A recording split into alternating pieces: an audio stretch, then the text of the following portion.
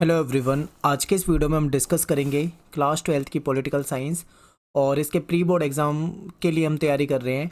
और most important question जो बनते हैं आपकी सेकंड बुक से उसको हम यहाँ पे डिस्कस करेंगे। ठीक है, जितने भी इंपॉर्टेंट क्वेश्चन बनते हैं चैप्टर वाइज हम देखेंगे और पूरी बुक मैं इसमें कवर कर दूंगा इस सिंगल वीडियो में। तो ये वन शॉट वीडियो है, इसे देखकर ज़रूर जाना पेपर से पहले और इन क्वेश्चन को तैयार कर लेना। ठीक है, और प्लेलिस्ट में जाके आप सभी चैप्टर की वीडियो देख सकते हो। देखो, चैप्टर की वीडियो भी करा रखी है और उस चैप्टर से जो इंपॉर्टेंट एमसीक्यू क्वेश्चन है, ऑब्जेक्टिव बेस्ड क्वेश्चन है, वो भी आपके करा रखे हैं। ठीक है, तो आपको ये सभी जो है जाके देखने हैं और यहाँ से आपकी तैयारी जो है वो अच्छी हो जाएगी। मेरा नाम सत्येंद्र प्रताप है। आपको कुछ पूछना हो तो आप मुझे एकलव्य स्टडी पॉइंट, ये मेरा यूज़र नेम है इंस्टाग्राम पे, आप मुझे यहाँ पे मैसेज कर सकते हैं। टेलीग्राम ग्रुप ज्वाइन कर लो, क्लास 12 ESP न्यू ग्रुप। यहाँ पे हम पीडीएफ डालते हैं, तो जो भी पीडीएफ लेक्चर होते हैं उसकी पीडीएफ जो है वहाँ से डाउनलोड कर सकते हो फ्री में। ये पीडीएफ आपको यहाँ पे अवेलेबल है। तो चलिए स्टार्ट करते हैं वीडियो को। सबसे पहला क्वेश्चन हमारा ये है कि राष्ट्र निर्माण की प्रमुख 3 चुनौतियाँ कौन सी थी। देखिए, 1947 में जब हमारा देश आज़ाद होता है उस समय देश तो आज़ाद हो गया, लेकिन देश के समक्ष कुछ चुनौतियां थी। ठीक है, ये आपके पेपर में आता है। तो सबसे पहली चुनौती थी कि एकता के सूत्र में बांधना, यानी कि भारत एक विशाल विविधता वाला देश है। यहाँ पे वैरायटी बहुत ज़्यादा है, बड़ा देश भी है और विविधता भी बहुत ज़्यादा है। यहाँ पे अलग अलग धर्म को मानने वाले लोग रहते हैं, अलग अलग जातियों में बटे लोग रहते हैं, उनका रीति रिवाज, संस्कृति, ठीक है, उनकी बोलचाल, पहनावा, सब कुछ अलग है। ऐसे में उनके बीच में एक समस्या आती है। तो वो समस्या ये है कि इन सभी को एकता के सूत्र में कैसे बांध के रखें। ठीक है, ताकि इनके बीच में कोई विवाद ना हो, कोई संघर्ष ना हो, जिससे देश की एकता को कोई खतरा ना हो। तो ये एक चुनौती थी। ठीक है, सेकंड चुनौती क्या है? लोकतंत्र स्थापित करना, क्योंकि देश आज़ाद हुआ था, जो कि कठिन परिस्थितियों में आज़ाद हुआ था। आज़ादी मिली, उसके साथ ही क्या हुआ? बंटवारा हो गया। तो ऐसे में कहीं ना कहीं देश में लोकतंत्र को स्थापित करना एक बड़ी चुनौती थी। तीसरा था पूरे समाज के लिए ठीक है, पूरे समाज की भलाई के लिए काम करना, यानी समाज में सभी तबके, चाहे वो अमीर हो, गरीब हो, ठीक है, किसान हो, मजदूर हो, पूंजीपति हो, सभी तबके, पूरे समाज का भला करना, यानी सभी का भला करना, ये एक चुनौती थी। तो ये 3 प्रमुख चुनौतियां हैं, आपको याद रखना है। अगला क्वेश्चन है कि विभाजन के दौरान कौन सी समस्या आई? जब देश का बंटवारा हुआ था तो कौन कौन सी समस्या आई थी? तो देखिए, मुस्लिम जो थे वो पूरे देश में थे और पूरे देश को बांटना आसान नहीं था, क्योंकि भारत जो है एक बहुत बड़ा देश है और ऐसे में 2 इलाके थे जहाँ पे मुस्लिम जो है बहुसंख्यक थे। देखिए, आप मैप में देखोगे तो एक तो आपका ये एरिया हो गया और दूसरा ये एरिया हो गया। ठीक है, यानी एक पूर्व का हिस्सा हो जाता है और एक पश्चिम का हिस्सा हो जाता है। तो इन 2 हिस्सों में मुस्लिम जो थे वो ज़्यादा थे, बाकी पूरे देश में भी मुस्लिम थे। ठीक है, लेकिन जो सबसे ज़्यादा इनकी संख्या थी वो पश्चिम और पूर्व यहाँ पे थी। तो ऐसे में दोनों इलाकों को आपस में मिलाकर जोड़ना भी पॉसिबल नहीं था। तो सभी जो मुस्लिम पाकिस्तान जाने को भी तैयार नहीं थे। ये भी एक समस्या थी कि देश में और भी जगह पे मुस्लिम रहते थे, लेकिन सभी जो थे वो तैयार नहीं थे पाकिस्तान जाने को। फिर पंजाब और बंगाल के जो कुछ इलाके थे वहाँ पे मुस्लिम ज़्यादा थे। अब ये समस्या आ रही थी कि उन इलाकों को कैसे बांटा जाए। फिर वहाँ पे क्या किया गया? जिले के आधार पे बंटवारा कर दिया गया, उनको बांट दिया गया। अल्पसंख्यकों की समस्या आ रही थी। ठीक है, दो सीमा के दोनों तरफ अल्पसंख्यक थे, उनका क्या किया जाए, ये भी एक समस्या थी।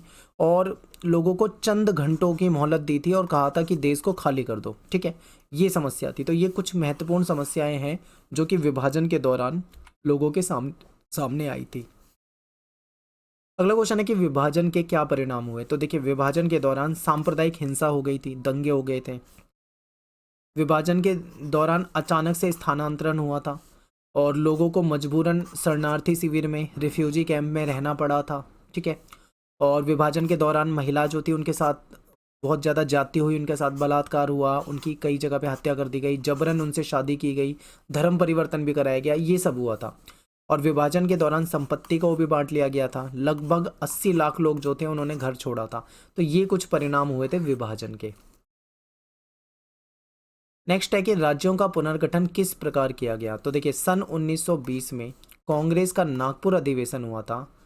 कांग्रेस ने मान लिया था कि राज्यों का पुनर्गठन जो है वो भाषा के आधार पे करेंगे। ठीक है, अब ये देखिए बात कब है? ये 1920 की बात चल रही है। उस समय में देश आज़ाद नहीं हुआ, यानी 1947 में देश आज़ाद हुआ है, लेकिन हमने 1920 में डिसाइड कर लिया था कि जब हमारा देश आज़ाद होगा तो हम राज्यों का जो पुनर्गठन है वो भाषा के आधार पे करेंगे। ठीक है, ये पहले से डिसाइड था। आज़ादी मिली और आज़ादी मिली तो उसके साथ साथ देश का बंटवारा भी हो गया।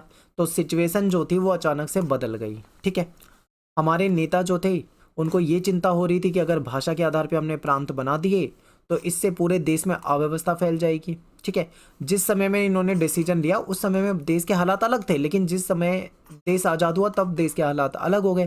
तो ऐसे में नेताओं को डर लग रहा था, इन्हें लग रहा था कहीं देश टूटने का खतरा ना हो जाए, क्योंकि अभी अभी देश आज़ाद हुआ है, वैसे भी देश का विभाजन हो चुका है। ऐसे में कहीं ऐसा ना हो कि भारत के कई सारे टुकड़े हो जाएं। ठीक है, तो इसको लेकर जो नेता थे वो चिंतित थे। जो केंद्रीय नेतृत्व था उसने इस मसले को स्थगित करने का फैसला करा, यानी इसको पोस्टपोन कर दिया जाए, बाद में करेंगे इसको। ठीक है, ये डिसाइड किया। फिर क्या होता है, 1952 के दिसंबर में प्रधानमंत्री ने आंध्र प्रदेश नाम से अलग राज्य बनाने की घोषणा कर दी। क्यों?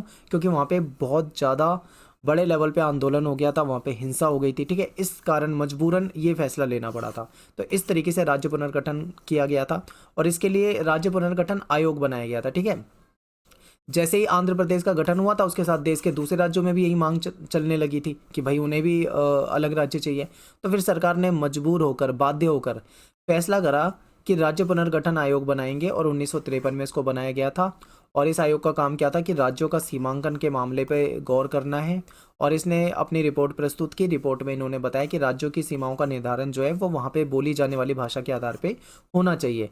फिर इसीलिए 1956 में राज्य पुनर्गठन अधिनियम भी पास हुआ और इसके तहत 14 राज्य और 6 केंद्र शासित प्रदेश बना दिए गए थे। ठीक है, तो ये पूरी की पूरी राज्य पुनर्गठन आयोग की कहानी है। ये आपको पता होनी चाहिए किस प्रकार से राज्यों का पुनर्गठन हुआ। बैकग्राउंड से बताया, डायरेक्ट भी 2-3 लाइन में भी आपको ये बता सकता था मैं, लेकिन मैंने पूरे बैकग्राउंड में बताया कि कहाँ पे डिसाइड हुआ था, क्यों नहीं हो पाया, फिर क्यों करना पड़ा, सब कुछ बता दिया। इसी क्वेश्चन से आपके कई सारे क्वेश्चन हो जाएंगे। ठीक है, अगला क्वेश्चन है कि पहले चुनाव कराने में चुनाव आयोग के सामने कौन सी समस्या आ रही थी। ठीक है, जब पहली बार देश में चुनाव कराया गया था चुनाव आयोग के द्वारा, इलेक्शन कमीशन के द्वारा, तो कौन सी समस्या आ रही थी। तो देखिए, सबसे बड़ी समस्या ये थी कि इतनी बड़ी जनसंख्या में स्वतंत्र और निष्पक्ष चुनाव करवा पाना मतलब काफ़ी मुश्किल था, टफ था। फिर चुनाव क्षेत्रों का सीमांकन करना जो था वो भी एक बहुत बड़ी समस्या बन रहा था, क्योंकि देश जो है बहुत बड़ा है। ठीक है, इतने विशाल देश को, इतनी विशाल आबादी को चुनाव क्षेत्रों में सीमांकन करना था, जो कि मतलब आसान बात नहीं थी, जो एक लंबा प्रोसेस था। फिर मतदाता सूची यानी कि जो वोटर लिस्ट होती है उसको बनाना था, उसमें भी कई सारी समस्या आ रही थी। ठीक है, समस्या क्या आई थी, कई सारी महिलाओं के नाम जो थे वो गलत लिख दिए गए थे। ठीक है, तो ये भी एक समस्या थी। फिर अधिकारी और जो चुनाव कर्मी हैं उनको ट्रेनिंग देनी थी, ये एक समस्या। कम साक्षरता के चलते मतदान की विशेष पद्धति के बारे में सोचना, ये कुछ चुनौतियां थी जो चुनाव आयोग के सामने आई थी। जो प्रथम 3 आम चुनाव थे उसमें कांग्रेस का प्रभुत्व जो है उसका कारण बताना है। तो देखिए, 1952 में आप देखोगे कांग्रेस जो है भारी बहुमत से जीतती है। फिर 1957 के चुनाव आते हैं, फिर से कांग्रेस भारी बहुमत से जीतती है। फिर 1962 के चुनाव आते हैं, उसमें भी वो भारी बहुमत से जीतती है। तो आखिर ये जो कांग्रेस का प्रभुत्व रहा है इसके पीछे कारण क्या है। तो देखिए, देश की सबसे बड़ी पार्टी थी कांग्रेस और सबसे पुरानी पार्टी थी, एक तो ये कारण हो जाएगा। फिर कांग्रेस का जो संगठन था वो सबसे मजबूत था, ये भी एक अच्छा पॉइंट है। फिर जो ज़्यादातर जो देश के लोकप्रिय नेता थे, जो फेमस नेता थे, वो सभी क्या थे, कांग्रेस के ही सदस्य थे, तो ये एक रीज़न हो जाएगा। आज़ादी की विरासत हासिल थी कांग्रेस को और सभी वर्गों का समर्थन था। ठीक है, कांग्रेस के अंदर ही हर तरह के वर्ग थे, उसमें वामपंथी, दक्षिणपंथी, किसान, मजदूर, ठीक है, हर तरह के लोग, हर तरह के विचारधारा वाले लोग इसमें शामिल थे, तो सभी वर्गों का इसको समर्थन मिलता था। फिर नेहरू जैसे करिश्माई नेता भी इसमें शामिल थे, ये भी एक पॉइंट अच्छा है, इसे आप लिखेंगे। और सबको साथ लेकर चलने की कांग्रेस की प्रकृति थी, जिस कारण से उसे प्रथम 3 आम चुनाव में भारी बहुमत मिला, उसके बाद भी मिलता रहा। ठीक है, तो ये याद रखना है।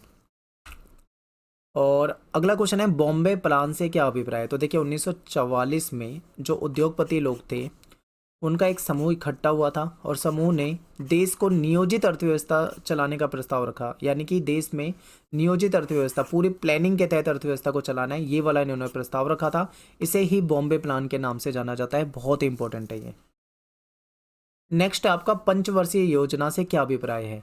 तो देखिए, सरकार एक दस्तावेज तैयार करेगी, इसमें 5 साल के जो आगे के जो 5 साल है उसकी आमदनी और खर्च की योजना होगी और केंद्र सरकार और राज्य सरकार के बजट को 2 हिस्सों में बांटा जाएगा और इसी को पंचवर्षीय योजना कहा जाता था। सोवियत संघ से इसको लिया गया था, तो ये तो हो गया पंचवर्षीय योजना। लेकिन अब इस सिस्टम को खत्म कर दिया गया है। ठीक है, पहले ये पंचवर्षीय योजना होती थी, चलती थी देश में, लेकिन जो बीजेपी की सरकार आती है ये इसमें बदलाव कर देती है, ठीक है। और ये जो योजना आयोग जो इसको बनाता था, योजना आयोग को भी समाप्त कर दिया गया, उसके बदले में नीति आयोग बना दिया गया। और ये 5 वर्ष वाला जो प्लान था इसको भी कैंसिल करके लंबे प्रोसेस को डाल दिया गया। अब अलग तरीके से काम होता है, ठीक है। तो ये आपको याद रखना है। लेकिन फिर आपके में हो सकता है कि पहली या दूसरी पंचवर्षीय योजना के बारे में पूछ ले, क्योंकि इनमें से क्वेश्चन आ जाते हैं कई बार। तो देखिए, पहली पंचवर्षीय योजना जो थी ये 1951 से 1956 तक चलाई गई थी, याद रखना है। इसमें जो मेन फोकस था वो कृषि पे था, यानी कृषि क्षेत्र पे मेन फोकस था। KN राज जो अर्थशास्त्री थे इनके द्वारा दिया गया मॉडल था ये। इसमें मेन जो उद्देश्य था वो ये था कि जो देश की जनता है वो काफ़ी गरीबी में है, ठीक है, और ऐसे में जनता को गरीबी से निकालना इसका उद्देश्य था। और इसमें यह कहा गया था कि हमें विकास तो करना है लेकिन हमें धीमी चाल से विकास करना है, यानी धीमी गति से विकास करना है, आराम आराम से। और इसी पंचवर्षीय योजना के दौरान बांध और सिंचाई के लिए भाखड़ा नांगल परियोजना जो है ये बनाई गई थी। भूमि सुधार के कानून भी लाए गए थे, ठीक है, भूमि सुधार पे कार्य किया गया था। तो ये कुछ महत्वपूर्ण पॉइंट हो जाएंगे पहली पंचवर्षीय योजना से रिलेटेड। फिर दूसरी पंचवर्षीय योजना से भी क्वेश्चन आ सकता है। तो देखिए, ये 1956 से 1961 तक चली। इसमें जो मेन फोकस था वो उद्योग पे था, और जो अर्थशास्त्री थे वो थे PC महालनोबिस। इन्होंने औद्योगिकरण यानी भारी उद्योगों पे ज़्यादा ध्यान दिया था। इनका ये कहना था कि हमें तेज गति से विकास करना है, जबकि पहली पंचवर्षीय योजना में हमने क्या देखा, धीमी चाल से विकास करना है, लेकिन यहाँ पे उसको बिल्कुल पलट दिया गया, अब हमें तेज गति से विकास करना है। और देसी उद्योगों को संरक्षण, जो देश के उद्योग हैं उनको संरक्षण प्रदान करना है सरकार के द्वारा, ठीक है। आयात पर भारी शुल्क, यानी जो बाहर से चीज़ें मंगाई जाएगी उस पर ज़्यादा टैक्स लगा दिया गया, ताकि जो देश के उद्योग हैं लोग उनके बने हुए प्रोडक्ट को ज़्यादा यूज़ करें, ठीक है। बिजली, रेलवे, इस्पात, संचार, ये जो ये सब है, ये सब सरकार के हाथ में रहेगा। नेक्स्ट है आपका क्वेश्चन कि नेहरू जी की विदेश नीति के मुख्य तत्व बताइए। बहुत ज़्यादा पूछा जाता है पेपर में क्वेश्चन। तो देखिए, नेहरू जी की विदेश नीति के जो मुख्य तत्व थे वो ये थे कि कठिन संघर्ष से प्राप्त संप्रभुता को बचाए रखना, यानी जो हमने जो हमारे देश को आज़ादी मिली है, ठीक है, उसको हमें बचाए रखना है, हमें संप्रभुता अपनी बचाए रखनी है। क्षेत्रीय अखंडता को बनाए रखना है, यानी कि देश के टुकड़े नहीं होने देना, ठीक है, उसको एकजुट रखना है पूरे देश को। तेज रफ्तार से हमको आर्थिक विकास करना है, ये महत्वपूर्ण तत्व थे। फिर क्या है, भारत की गुट निरपेक्षता की नीति का वर्णन करो। तो देखिए, आपको पता होगा कि जब सेकेंड वर्ल्ड वॉर जो था वो हो गया था, उसके बाद दुनिया जो थी वो 2 गुटों में बट गई थी, ठीक है। और एक गुट तो USA का था, अमेरिका का था, एक सोवियत संघ का था, ये आपको पता है। और भारत ने अपने आप को दोनों ही गुटों से अलग रखा था, बिल्कुल। और भारत ने गुट निरपेक्षता की नीति अपनाई थी, और अपने अपने अंतर्राष्ट्रीय फैसले जो है वो स्वतंत्र रूप से लेने में सक्षम हो पाया भारत, क्योंकि वो गुट निरपेक्ष था।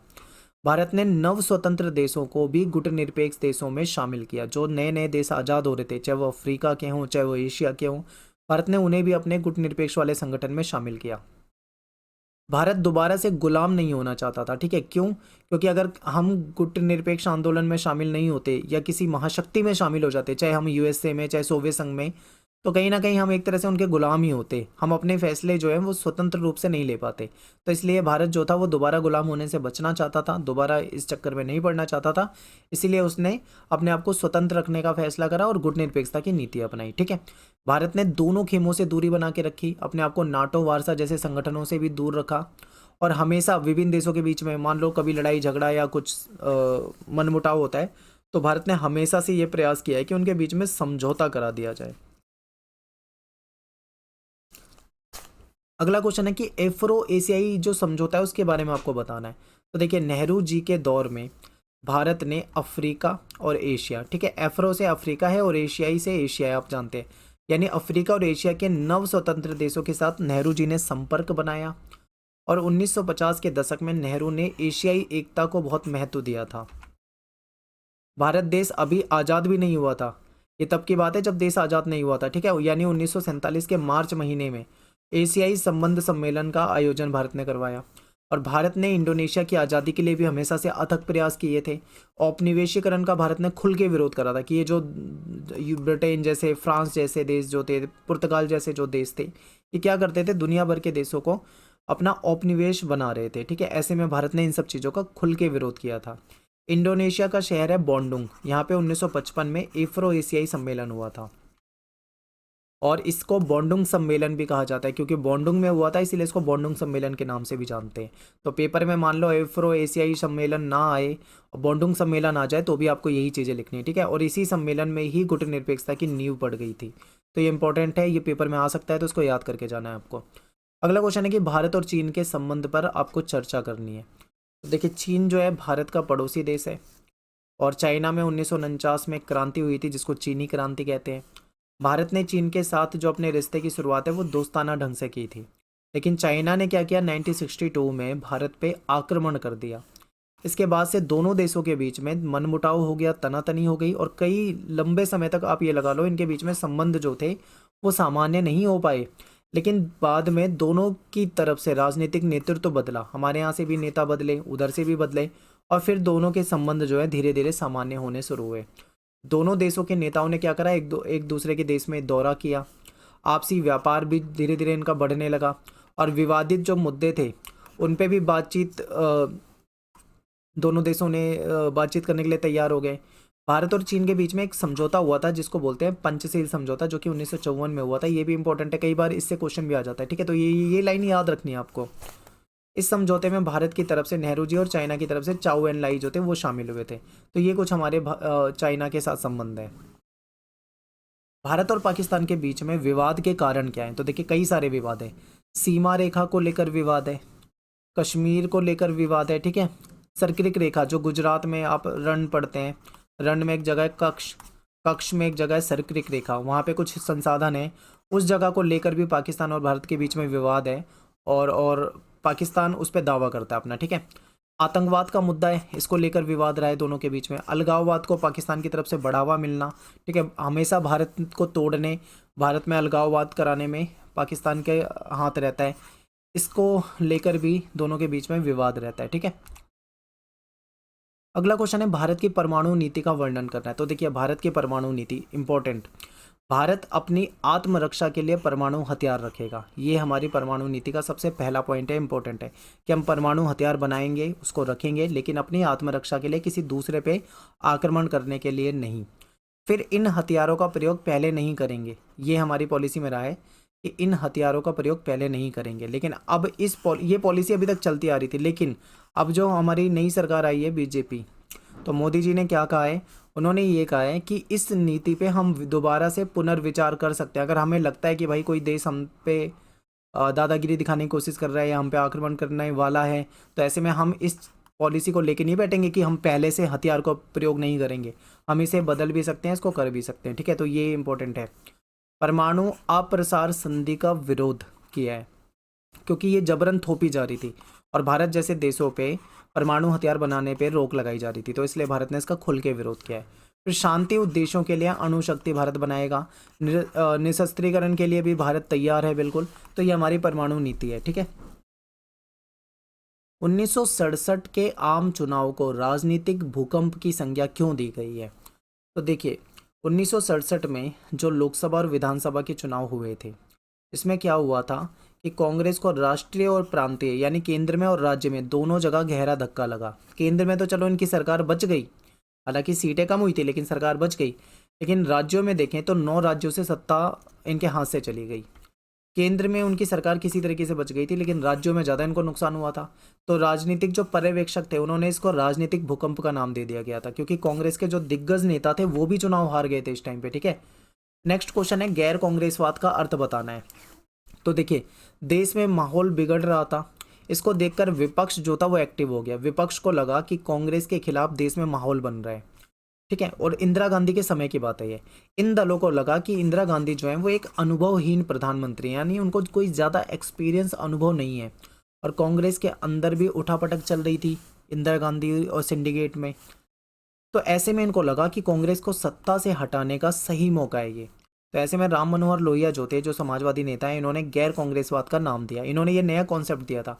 इन्होंने कहा था कि कांग्रेस का शासन जो है वो अलोकतांत्रिक है, गरीबों के खिलाफ है, और ऐसे में हमें क्या करना चाहिए, जितनी भी गैर कांग्रेसी पार्टी है, यानी कि जितनी भी पार्टी है, चाहे वो सीपीआई हो या जनता दल हो या अन्य कोई भी पार्टी हो, कांग्रेस के अलावा देश में जितनी भी पार्टियां, उन सभी पार्टियों को एक साथ एक छतरी के नीचे आ जाना चाहिए और कांग्रेस के खिलाफ मिलकर चुनाव लड़ना चाहिए, ठीक है। इसी को गैर कांग्रेसवाद का नाम दिया जाता है। अगला क्वेश्चन है कांग्रेस प्रणाली की पुनर्स्थापना पे आपको चर्चा करनी है। तो देखिए अभी मैंने 2 क्वेश्चन पहले आपको 1967 वाला चुनाव बताया था, राजनीतिक भूकंप वाला, तो इसी से ये क्वेश्चन अच्छा आपको समझ में आएगा। देखिए क्या होता है कि 1967 में चुनाव होता है, कांग्रेस को उस समय में देश में धक्का लगता है, केंद्र में उनकी सीटें बहुत कम हो जाती है, लेकिन फिर भी सरकार तो बच जाती है, लेकिन राज्य में देखें तो 9 राज्यों से इनकी सरकार चली जाती है, ऐसा हुआ था। ठीक है, प्राइम मिनिस्टर कौन है इस समय में, तो इंदिरा गांधी प्राइम मिनिस्टर हैं, उस उनके दौरान ये सब हुआ है। तो इसके बाद 1967 के चुनाव में कांग्रेस, ऐसा लगता है कि कांग्रेस टूट जाएगी, कांग्रेस कमज़ोर हो गई है, अब दूसरी पार्टियां चुनाव जीता करेंगी, ऐसा लगने लगा था।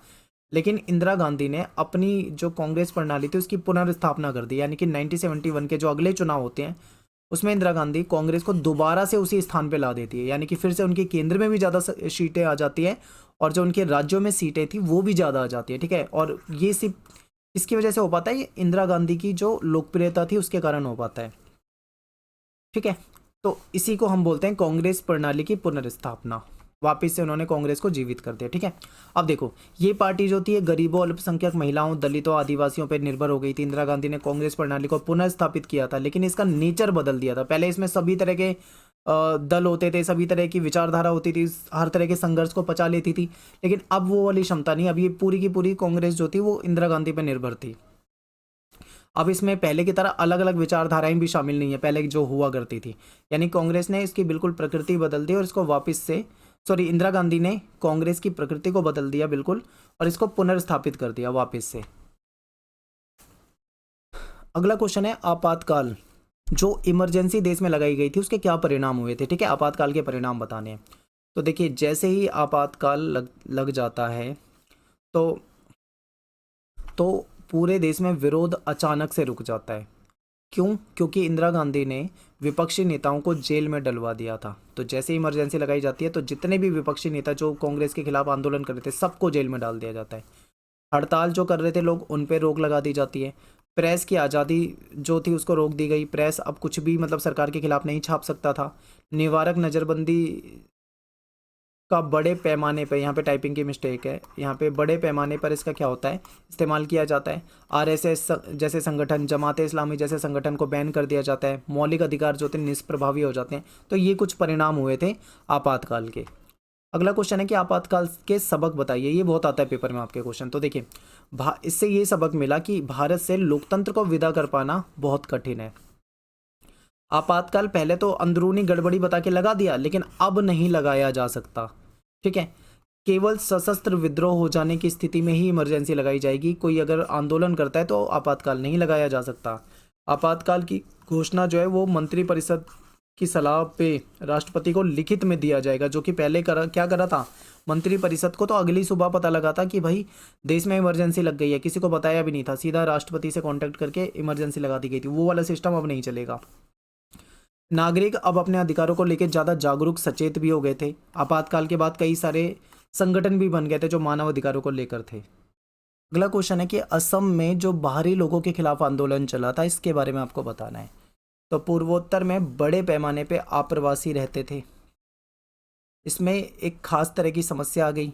समस्या ये थी कि स्थानीय जनता जो है इनको बाहरी समझती थी और बाहरी लोगों के खिलाफ उनके मन में गुस्सा था। ठीक है, उनको ये लगता था कि ये जो बाहर के लोग हैं ना, ये यहाँ पे आके बस गए हैं, इनके रोजगार को छीन रहे हैं और इनके संसाधनों का गलत उपयोग हो रहा है। इनके संसाधन जो हैं वो यहाँ से बाहर जा रहे हैं और इनकी ज़मीन को हथिया लिया जा रहा है। ठीक है, तो ये सब इनके मन में था और ये धीरे धीरे राजनीतिक रंग ले लिया इस मुद्दे ने। असम के जो लोग थे उनको संदेह था कि बांग्लादेश से लोग आकर, जो मुस्लिम लोग हैं वो असम में आके बस गए हैं और इन्होंने कहा कि इन लोगों को पहचाना जाए। ठीक है, और इनको देश से बाहर भेजा जाए, क्योंकि ये इनकी संख्या तेज़ी से बढ़ रही थी, जिसकी वजह से असम के जो मूल निवासी थे वो अल्पसंख्यक हो जाते थे। ठीक है, तो ये महत्वपूर्ण मुद्दा है, इंपॉर्टेंट है, आपको याद रखना है। अगला क्वेश्चन है कि 1990 के दशक में 5 महत्वपूर्ण घटनाएं बतानी है जो हुई थी। तो देखिए एक तो ये है कि केंद्र से गठबंधन की सरकार का युग की शुरुआत होती है 1989 में। जो चुनाव होते हैं उसका जो रिजल्ट आता है उससे पता लग जाता है कि भाई अब सरकारें जो बनेंगी वो सारी गठबंधन की बनेंगी, क्योंकि उसके बाद सारी सरकारें गठबंधन की बनती हैं। मंडल मुद्दा बहुत छाया था इस दौरान 1990 के दशक में। इसी समय में नई आर्थिक नीति अपनाई गई थी, ये भी बहुत महत्वपूर्ण मुद्दा है जो छाया रहा। बाबरी मस्जिद विध्वंस वाला मामला छाया रहा है। राजीव गांधी की हत्या वाला मामला छाया रहा, तो ये महत्वपूर्ण है। नेक्स्ट है आपका मंडल आयोग की सिफारिशें क्या थी। तो मंडल आयोग के बारे में क्वेश्चन आता है, कौन इसके अध्यक्ष थे। इसके अध्यक्ष थे बीपी मंडल, ठीक है, बिंदेश्वरी प्रसाद मंडल। एक नंबर में ये भी क्वेश्चन पूछ लेते हैं। इसकी सिफारिशें थी कि केंद्र सरकार की जो नौकरी है उसमें 27% का ओबीसी जो कैटेगरी है उसको आरक्षण दे दिया जाए, ठीक है। और इसके ये जो फैसला आया था तो उसके लिए पूरे देश में हिंसक प्रदर्शन भी हुए थे। ऐसे कौन से मुद्दे थे जिन पर लगभग सभी दल सहमत थे, ये इंपॉर्टेंट क्वेश्चन है। तो देखिए, नई आर्थिक नीति जो कि 91 के आसपास लाई गई थी, इस पे सभी सहमत थे। पिछड़ी जातियों के राजनीतिक और सामाजिक दावे को लेकर इनको राजनीतिक आरक्षण और इनके राजनीतिक जो दल थे, इनकी पार्टियां थी, ठीक है, इनकी जो विचारधारा थी उसको लेकर भी ज़्यादातर जो सभी दल थे वो सहमत हो गए थे। देश के शासन में जो प्रांतीय दल हैं, जो यानी जो लोकल पार्टियां, जो क्षेत्रीय पार्टियां, उनकी भूमिका को लेकर सभी सहमत थे। विचारधारा की जगह पे कार्य सिद्धि पर जोर दिया जाए, इस बात पे सभी सहमत थे। तो ये कुछ ऐसे मुद्दे रहे हैं जिस पे सभी सहमत थे। तो यहाँ पे अपना जो वीडियो है ख़त्म हो जाता है और सारे इंपॉर्टेंट क्वेश्चन मैंने आपको यहाँ पे बता दिए हैं। उम्मीद करता हूँ आपने वीडियो को पूरा देखा होगा और आप इन क्वेश्चन को याद जरूर करके जाना, ठीक है। मिलते हैं नेक्स्ट वीडियो में। Thanks for watching. जय हिंद, जय भारत।